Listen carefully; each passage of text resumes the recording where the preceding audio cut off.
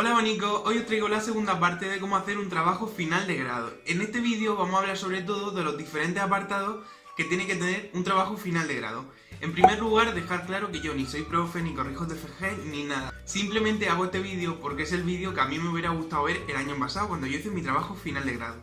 Una vez dicho esto, tienes que tener muy claro que cada universidad es un mundo y cada tipo de trabajo también. Entonces es muy importante que visites la página web de tu facultad para ver qué te piden en tu tipo de trabajo.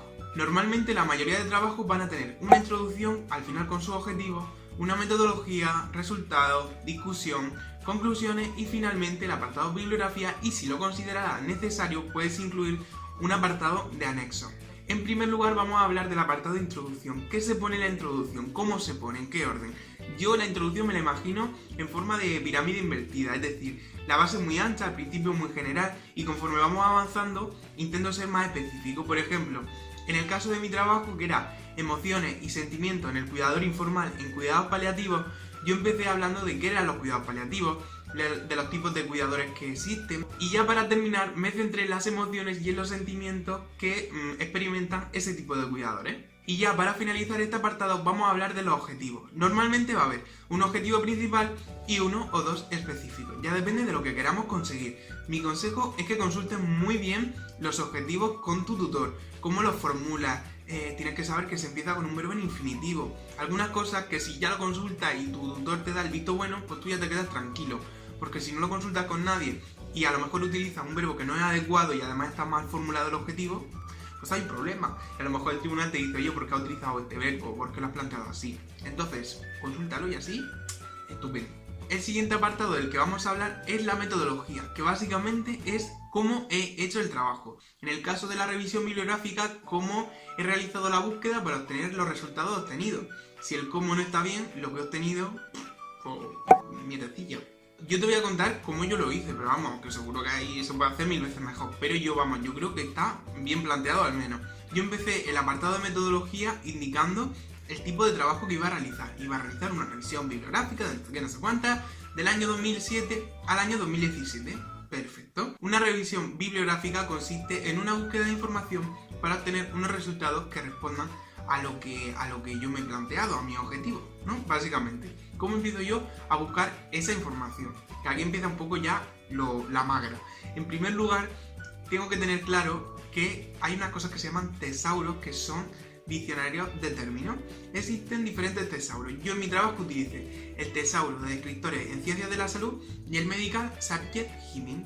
De estos tesauros voy a extraer lo que se conocen como descriptores, tanto en español y como en inglés, que son los términos que yo voy a utilizar en las distintas bases de datos para formar mis cadenas de búsqueda y buscar información en esas bases de datos.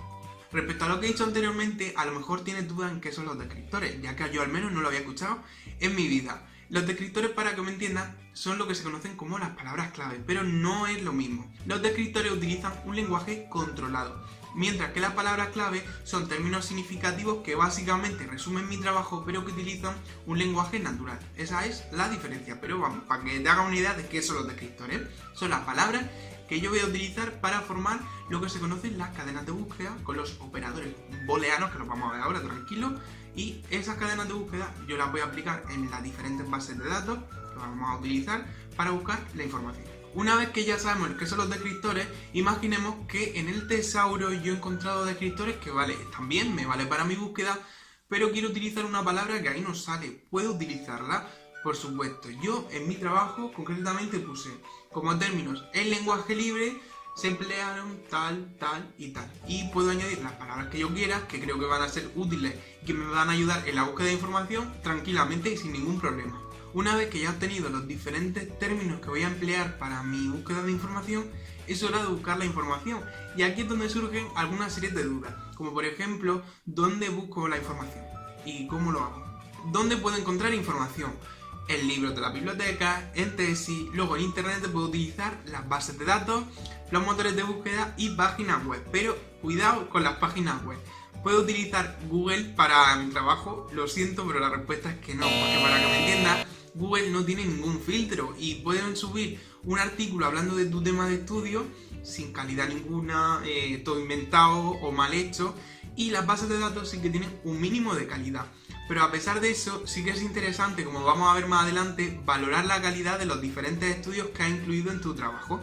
Normalmente se pide un mínimo de 3 bases de datos, si no me equivoco, pero sinceramente usa más. Tienes PubMed o PubMed, o como se diga, esa para ciencias de la salud, sí o sí. Está en inglés, está todo, o sea que es muy importante.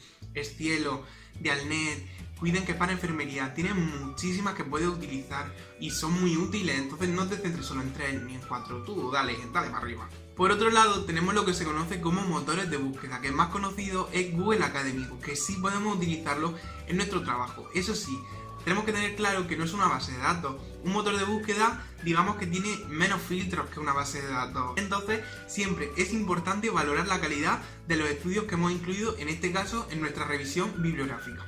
Ya hemos respondido a dónde tengo que buscar la información. Ahora vamos a responder a cómo voy a buscar yo esa información en las bases de datos, en los motores de búsqueda. Se utiliza lo que se conoce como cadena de búsqueda. Una cadena de búsqueda está formada por un descriptor o término en lenguaje libre más un operador booleano más otro descriptor o término en lenguaje libre más operador booleano, tal, así hasta lo que yo quiera. Un operador booleano puede ser AND, OR o NOT. El AND es el I, el OR O y el NOT pues no. El más utilizado es el AND porque, digamos, especifica, es más preciso y hace la búsqueda mucho más específica. Pero también puedo utilizar el resto. Si tenéis alguna duda, podemos hacer un mini vídeo hablando de los diferentes operadores booleanos. Pero básicamente tienes que saber que, digamos, funcionan como nexo entre un descriptor y otro. Por si no ha quedado muy claro, vamos a poner un ejemplo de mi trabajo. Algunas de las cadenas de búsqueda que utilicé fueron las siguientes. Cuidados paliativos, que fue uno de los descriptores que yo elegí, and enfermos terminales, ¿vale? Una cadena que a lo mejor yo pongo eso y me salen 3000 resultados. Pues bueno, pues vale. Que quiero ser más específico, puedo poner cuidados paliativos, and enfermos terminales, and enfermería, and emociones, and sentimientos. Ya vamos, eso estoy diciendo ultra específico. Y a lo mejor esos resultados se reducen a 150 resultados. Aquí es donde aparecen los criterios de inclusión y los criterios de exclusión. Los criterios de inclusión son los criterios que tienen que cumplir los estudios que yo voy a incluir en mi trabajo. Y los criterios de exclusión son aquellos que, si se cumplen, pues yo no voy a incluir esos estudios en mi trabajo. Un ejemplo de criterio de inclusión que yo utilice, por ejemplo, sería: voy a incluir los estudios que han sido publicados desde el año 2007 al año 2017, ambos inclusivos.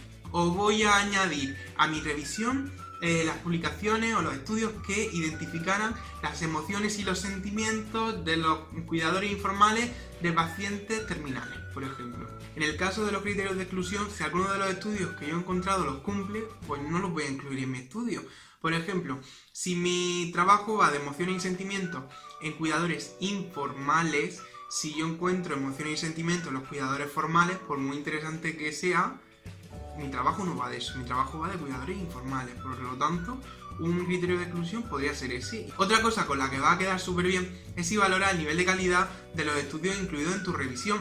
Para ello existen diferentes herramientas, como por ejemplo la herramienta CAPE, que es una parrilla de preguntas para estudios cuantitativos, no cualitativos. Para los cualitativos hay otros, pero yo no lo he utilizado, entonces desconozco cómo va.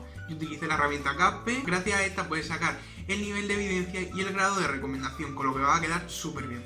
Además de ver si la calidad de ese estudio es buena o no. El siguiente apartado es el apartado de resultados. Aquí también hay un poco de lío, porque por ejemplo, eso de los 3000 resultados que he dicho antes, ¿eso va en metodología o va en resultados? No podemos olvidar que la metodología es cómo lo he hecho, pero al menos en mi trabajo, eso de los 3000 resultados tendría que ir en los resultados. Por ejemplo, yo inicié ese apartado diciendo, pues mira, tras la búsqueda inicial y tras utilizar las diferentes cadenas de búsqueda en las distintas bases de datos, obtuve 3000 resultados. Tras aplicar los criterios de inclusión y los criterios de exclusión, esta cifra disminuyó a, no sé, 200 resultados, me lo estoy inventando. Y finalmente, tras eliminar los resultados repetidos, pues finalmente he obtenido 18 resultados para realizar mi revisión bibliográfica. Y en el resto del apartado básicamente es explicar qué se dice en cada resultado que has encontrado acerca de tu tema de estudio. En el siguiente apartado, en la discusión, es donde vamos a mezclarlo todo, a entrelazarlo un poco. Y por ejemplo, imaginemos que en 3 de los 18 estudios incluidos, las principales emociones y sentimientos fueron tal, tal y tal. pero hay 5 artículos que difieren en esto y que dicen que las principales emociones son esta y esta. Es lo que me refiero. Los resultados básicamente de explicar qué dice cada uno, pero en la discusión ya sí que voy a entrelazarlo, voy a mezclarlo todo.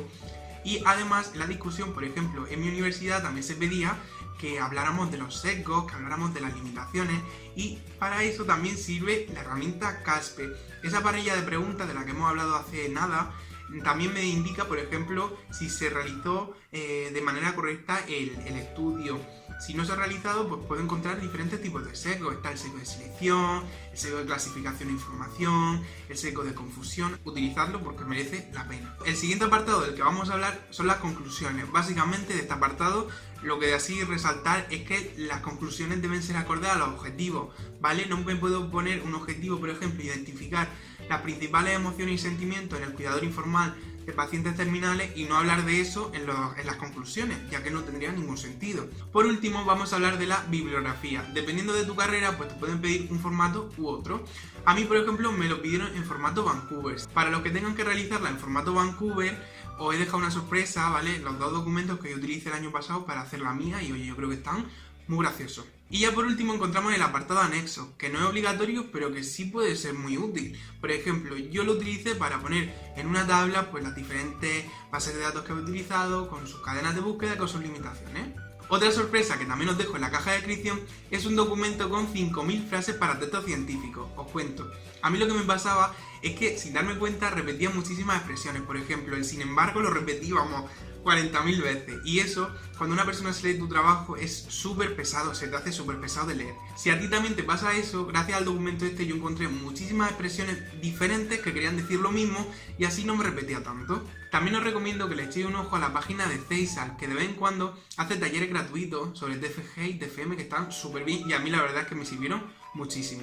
Si me he dejado algo, lo siento. No sabéis, de verdad, llevo como una hora grabando esto para decirlo todo, intentar decirlo bien, que no me líe y no liaros. Si hay algo que no me ha quedado claro, tenéis los comentarios, mis redes sociales y mi correo. Muchísimas gracias por ver el vídeo, espero que no haya sido muy rollo y que sobre todo que os sirva. Pásale un gallo, sí. Os mando un beso enorme y sobre todo recordaros, ¿vale? Yo no soy profe, ni corrijo TFG, ni nada. Simplemente este es el vídeo que a mí me hubiera gustado ver. Un besico. ¡Chao!